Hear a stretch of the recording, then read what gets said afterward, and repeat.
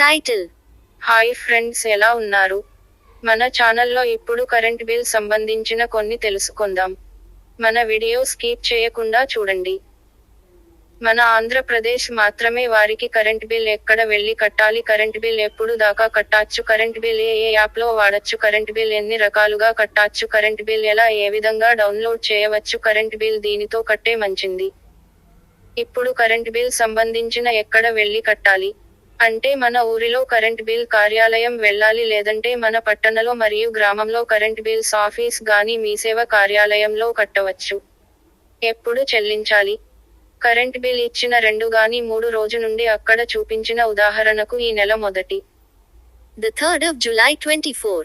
Sevari. The 18th of July 24.